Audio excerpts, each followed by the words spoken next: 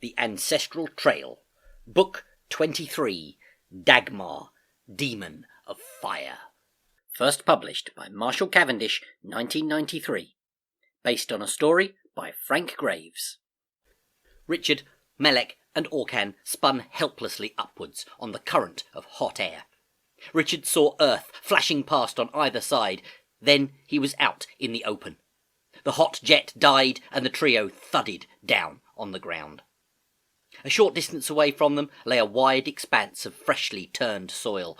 They had been blown out of the pyramid even as it disappeared underground.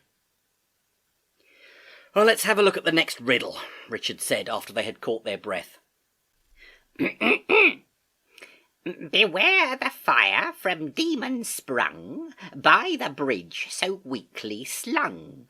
From the danger bravely run, the fight has only just begun. Remember well what legends say, there is a green hill far away. The path you seek as hard you may, but evil 'tis that rules the day. After Melek had read from the book, they trudged off towards a range of stony yellow mountains. Before long the three arrived at a deep chasm, spanned by a rope bridge, whose thick cords supported a series of wooden slats. The slats looked sound enough, although some were cracked. It was the only way across, so the trio would have to chance it. Orcan took a few cautious steps forward. I think it will be okay," he said as the bridge bounced slightly under his weight. Richard and Melek stepped on to the bridge. Looking down, they saw a white torrent swirling and foaming over black rocks far below. The bridge swayed gently as the three made their way across. Then, halfway over, the worst happened. The ropes holding the wooden slats in place seemed to turn to dust, and the boards began falling into the void below. Then, with a loud report, the ropes holding the bridge behind them broke loose from the cliff and swung slowly down into the chasm. "Grab hold of the rope!" Richard shouted. The three grabbed the rope and it swung down across the abyss. As the cliff face slammed up to meet them, the other rope broke free and slithered down the cliff like an enormous snake. Luck, however, was still on their side. The three clung like limpets to the dangling rope. Its massive girth had shielded them from the full force of the collision, but they still felt the shock waves. Slowly and painfully they pulled themselves up the rope. At any second they expected it to come loose and hurl them to the ground. But soon the edge of the cliff was within Richard's reach. He stretched up his arm, but before he could haul himself over, a stream of fire shot out of the sky and splattered against the rock face. Richard craned his neck and saw a jagged shape flash through the gorge. As the speeding red blur swooped up into a steep turn, he got a closer look at the creature. Its body was covered in red scales, and backward-sloping horns jutted out of its head. A constant gust of flames shot out from its sharp-toothed snout. The creature levelled out and screamed past them.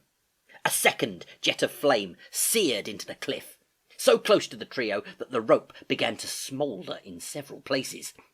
The creature banked in preparation for a third dash. The three braced themselves for the final swoop. Then they heard a shrill battle cry, which was quickly followed by a piercing shriek.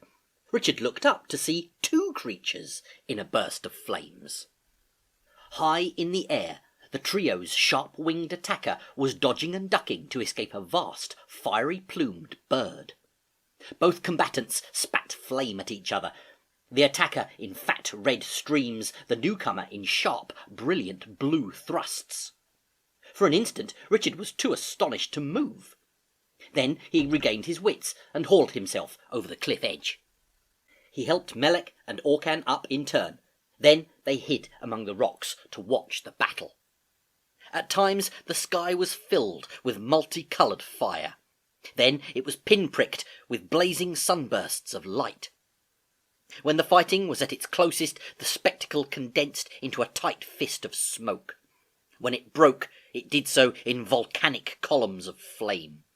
At the heart of it all swirled the two combatants, each trying to blast the other out of existence. The creature who had attacked the trio was the first to break. It put its wings back and shot like a bullet over the horizon, while the victor wheeled in triumph. Then the bird swooped towards them and landed gently on the cliff. "Thank goodness I got here in time," said a soft feminine voice. "I am Dion, the firebird." She glanced at the rope which hung limply in the chasm. "You had a narrow escape. I should have been here sooner. Organga sent me to help you in your search." "What was that thing that attacked us?" Richard asked, relieved to hear that Organga had survived his battle with Boltor. "Dagmar, the evil one's demon of fire," she replied. "He's powerful and vicious. We must move on as soon as we can." "Do you have any news of Golan?" Richard asked eagerly. "Many of our forces have joined him outside the Ancestral city, and more are on their way," Dion said. "Jurut managed to overcome Zok, the cannibal chief, and after that his dwarf forces came back to our side. What about you? Everything rests on your success." "Well, there's just one more pod to find," Richard said. "Good. I can help you with that," Dion said. "There is a pod at Wizard's Well. But to get there, you must find a way through Sorcerers Falls." Before Dion could finish, they heard the fierce beating of wings approaching. The four looked up just in time to dodge the jet of flame which shot from Dagmar's beak. When they next lifted their heads, the evil one's fire demon was hunched on a nearby crag, watching their every move with malevolent purpose. Dagmar began to cackle with hideous laughter, picking up boulders as if they were mere toys and hurling them into the chasm below. He uncovered the lair of a small mountain creature. It scuttled away, a round ball of stripy fur that resembled a cross between a rabbit and a badger. Dagmar sneered, then struck out with one of his taloned claws. Richard thought that the creature had escaped with nothing more than a graze. He soon learned that Dagmar's talons were full of poison, and was horrified to see the little creature shriek in pain and fall to the ground, writhing in agony. Richard and Orcan drew their weapons as Dagmar directed a torrent of liquid fire straight at them. Orcan strung his bow and started firing a steady stream of arrows at Dagmar. Although every missile struck its target, Orcan was surprised to see that the fire demon remained unhurt. His only response was to splash yet more jets of flame in their direction. "Your arrows are useless against Dagmar," Dion said. "The battle must be between him and me. You must all leave now and finish your quest." Dion hurriedly gave Richard rough directions to Sorcerers Falls, and warned him to take care.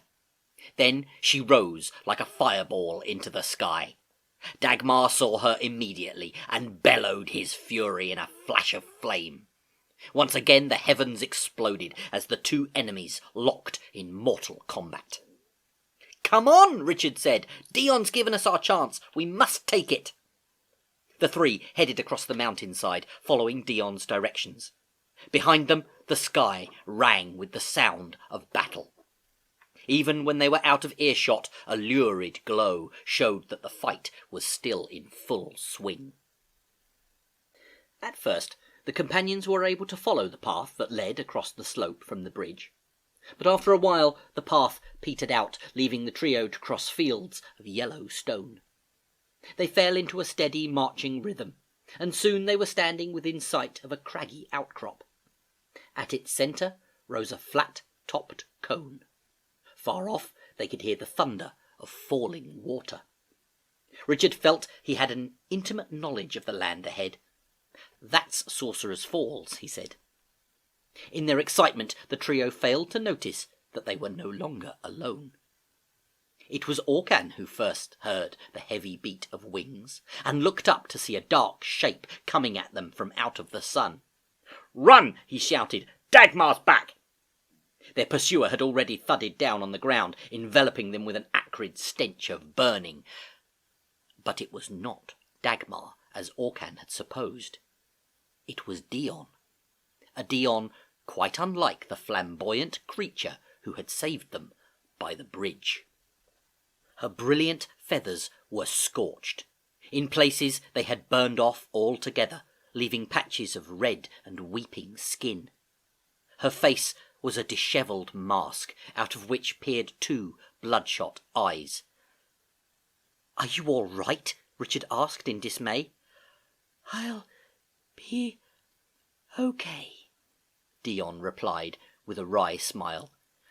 "Dagmar is dead, but he almost finished me off too. I won't be able to help you now. I'll rest here for a while, then get back to the Ancestral City to get my wounds taken care of." "Don't worry," Richard said. "We can hear Sorcerers Falls from here."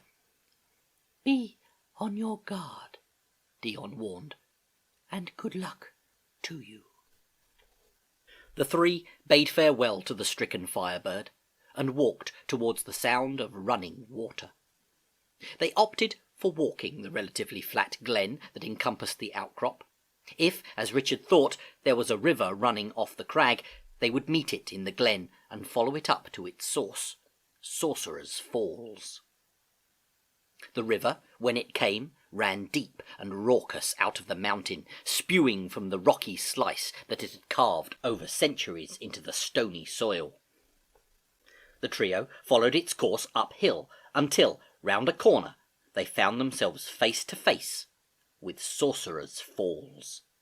From high above their heads, water sluiced down in a torrential downpour to shatter against a jumbled pile of rocks at the waterfall's base. The spray-filled air was ribboned with shifting rainbows, and the noise was deafening. The three could see no way of getting through the waterfall. They stared up the wet, white precipice with sinking hearts. Richard gazed at the fall's upper lip, where the river tumbled into thin air. Specks of water spattered into his face. He was overcome by a sense of utter despair. He concentrated hard, trying to pick up any message that Golan might be sending him. But there was nothing. The prophecy was right. Evil ruled the day.